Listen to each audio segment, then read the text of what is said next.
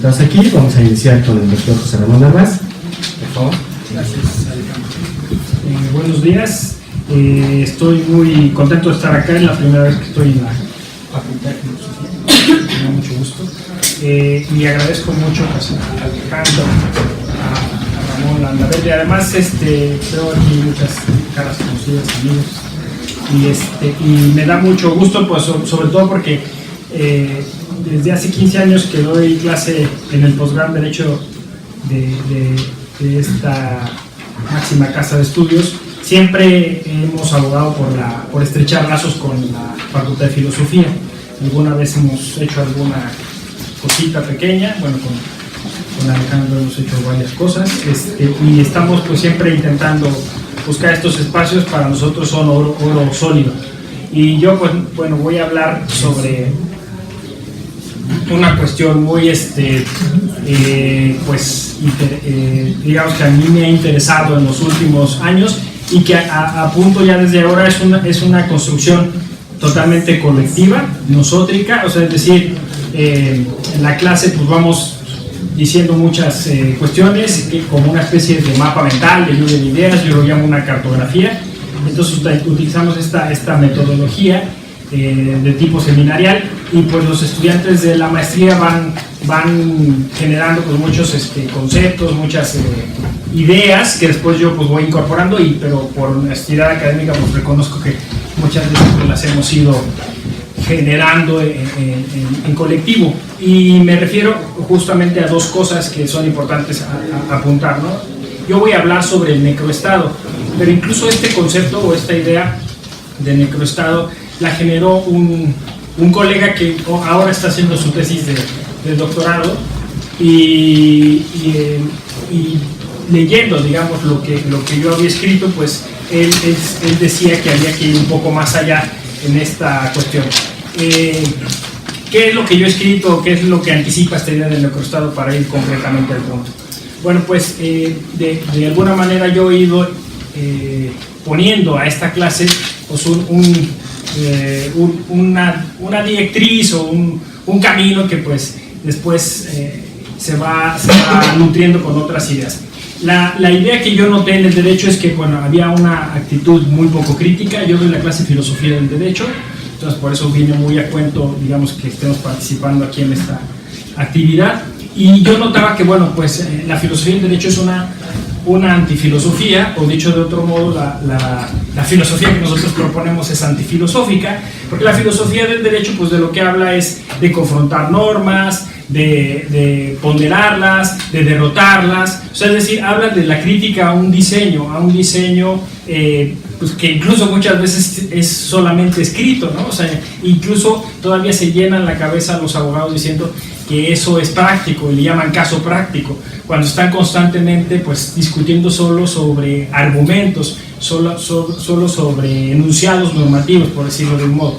El caso pues, más célebre que yo he encontrado, y quizá el más angustioso, es el caso de Rosendo Radilla. El abogado no sabe quién es Rosendo Radilla, y sin embargo conoce el varios de la corte y habla y te dice todos los antecedentes, pero cuando tú le preguntas físicamente cómo es Rosendo Radilla, no le importa, no le interesa. Lo que le interesa es el papel y la tinta, ¿no? Entonces yo traté de generar pues obviamente una filosofía distinta, y pues ya se entenderá que tenía que ser una filosofía realista que partiera de los hechos concretos, y los hechos concretos pues están plagados de sangre y de asesinatos, ¿no? Eso no es desconocido a nosotros. Entonces lo primero que noté pues es que a los estudiantes de derecho pues esto era como una realidad que no existía, o sea, es decir, como si vivieran en otro mundo. Incluso lo podemos oír constantemente en la propaganda estatal, ¿no? Es decir, ¿por qué hablar solo de las cosas malas? Hay que hablar de lo bueno, hay que hablar de lo maravillosos que somos como mexicanos, la cultura mexicana es padrísima. Entonces, con todas estas ideas, el derecho aboga por la justicia, el derecho aboga por el orden social. Nosotros siempre estamos planteando reformas que ayudan a que la sociedad viva mejor. Pues toda esta idea, digamos, sobre el futurista, pues impide pensar sobre los hechos concretos, ¿no? Sobre los pies, y ver que pues, debajo de nosotros tenemos cadáveres, cráneos, incluso en algunos casos ni siquiera eso, porque están disueltos en ácido. Entonces me llamaba mucho la atención pues, que el estudiante de derecho no reaccionara ante estas cosas. Y entonces les propuse un ejercicio didáctico. El ejercicio didáctico consistía en crear una teoría del derecho que diera respuesta a estas cosas. Incluso jugando con eso dijimos una filosofía del derecho para México, una filosofía del derecho para América Latina. Y fue así que nació el infrarrealismo jurídico, imitando, parafraseando al infrarrealismo literario. Y la idea era eso, ¿no? O sea, mirar la realidad, pero esa realidad incluso que todavía es soslayada o menospreciada o vilipendiada, porque es una realidad que nos pesa, que nos aqueja, de la que no queremos hablar, que se ha convertido en tabú, etcétera, ¿no? ¿Por qué? Pues porque desde los años 70 y ahora que estamos 50 años justo de una gran matanza que nadie incluso quiere reconocer, o que a veces no tenemos ni siquiera los elementos objetivos de prueba para demostrar absolutamente nada, y sigue pasando lo mismo. Entonces fue así que, hablando, fíjense, todo esto que le estoy diciendo, este discurso, pues algún día un estudiante se paró y me dijo, profesor, esto, ¿con qué claves hermenéuticas lo podemos analizar? Que bueno, pues Hannah Arendt, La banalidad del mal, Walter Benjamin habla sobre, en sus tesis de la historia, sobre este asunto de no olvidar a esos muertos. Podemos hablar, pues todo en Colombia han rescatado una idea del derecho a la memoria. Entonces empezamos así a decir, Foucault ha pues hablado obviamente de tanatopolítica. O sea, alguien me dijo, profesor, eso es necroderecho. Y entonces empezamos a hablar ya, o sea, lo nombramos, y al nombrarlo pues hicimos como una especie de exorcismo, ¿no? O sea, nos dimos cuenta de que existía, de que era una realidad, ¿no? Que tenía cifras. El segundo país más con muertes violentas abajo de Siria, de los medio millón de desaparecidos, un país feminicida. Entonces empezamos a nombrarlo así, ¿no? Y empezamos entonces a hacer una reflexión distinta. Y entonces, claro, pues lo que se empezó a exigir es un poco más de concreción, o sea, teórica, ¿no? Sí servían pues todos estos autores europeos, al final de cuentas, pero queríamos encontrar pues a nuestros propios autores, a nuestros propios relatos, nuestras propias narrativas, y curiosamente pues las encontramos en el arte, en la literatura. Entonces nos dimos cuenta pues que los muralistas retrataban esta muerte, ¿no? Un mural maravilloso de Orozco, donde una serie de esqueletos togados están frente a otro esqueleto, está dando a luz un pequeño esqueleto también con toga y birrete, ¿no? Encontramos pues la cuentística mexicana con imágenes tan fuertes, pues que todos las conocemos, ¿no? Pedro Páramo, o sea, México se convirtió eso, ¿no? En un país donde quizá ya estamos muertos y no lo sabemos. Fíjense, eso es lo grave. Y la cultura siempre había hecho énfasis en eso, o sea, lo más grave es no darse cuenta de que ya estamos muertos, ¿no? Y de que el abogado se pusiera del otro lado. Entonces esto implicaba pues un ejercicio de descomplicidad, es decir, yo no quiero ser cómplice de todos esos homicidios y asesinatos, ¿no? Y entonces un colega escribió para Mexican Times esto, el necroestado, y es el que está haciendo esta tesis de doctorado. Y el necroestado, pues, ¿en qué consiste? ¿Cuáles son sus bases? Pues es esta idea de un estado de excepción permanente, utilizando la frase de Agamben, pero que en México además tiene muchísimas más peculiaridades que las que el italiano le atribuye, ¿no? O sea, es decir, el necroestado va más allá del estado de excepción permanente, ¿no?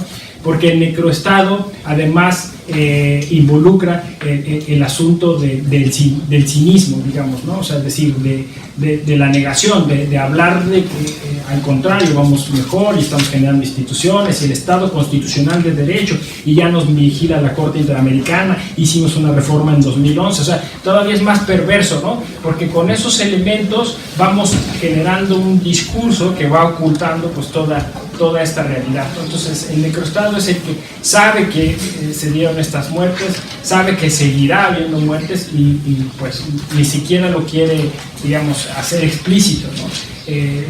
Lo sigue, digamos, haciendo más especializada y más sofisticada el engaño o el discurso. Entonces el derecho pues se convierte eso en un discurso que no solo niega, sino que incluso pues ataca a aquel que considera que estas claves o estos elementos existen, ¿no? Y bueno, pues eso te lleva a otras conclusiones, incluso de índole ético, ético-político, o ahora incluso psicopolítica, ¿no? Es decir, ¿qué voy a hacer, no? ¿Qué voy a hacer? Porque, pues, por ejemplo, yo ayer vi el debate como todos, pues a mí me pareció una burda toma de pelo, ¿no? O sea, es decir, un teatro, un gran teatro donde sabíamos que no iba a cambiar nada, que no iba a pasar nada, y sin embargo pues, estábamos ahí atentos, ¿no? Ahora además con esto de la psicopolítica, además pendientes de nuestro chat, a ver qué decían en nuestros grupos o qué decía el Twitter, ¿no? Es decir, todavía con esta visión más, digamos, de desdoblamiento, ¿no? Estamos ahí y estamos participando políticamente porque puse un meme, ¿no? Entonces creo que todavía se vuelve más grave este microestado, porque la complicidad se va extendiendo, ¿no? Porque se va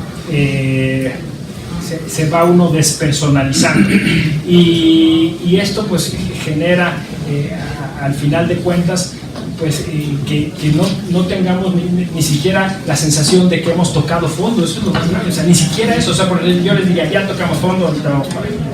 O sea, ni siquiera sabemos hasta dónde vamos a llegar, ¿no? Este es el mes más de muertes violentas, o el mes más violento después de 4 años. Y eso quizá quiera decir que el próximo sea todavía más violento, ¿no? O sea, es decir, seguimos en ese vórtice, ¿no? Seguimos hundiéndonos. Y pues no hay otra forma de llamarle eso, ¿no? O sea, es decir, cuando, digamos, la constante son estas muertes, pues toda la política, todo lo estatal tendría que virar o tendría que irse hacia allá.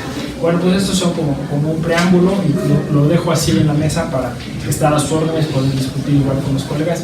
Vuelvo a agradecer la invitación y a sus órdenes.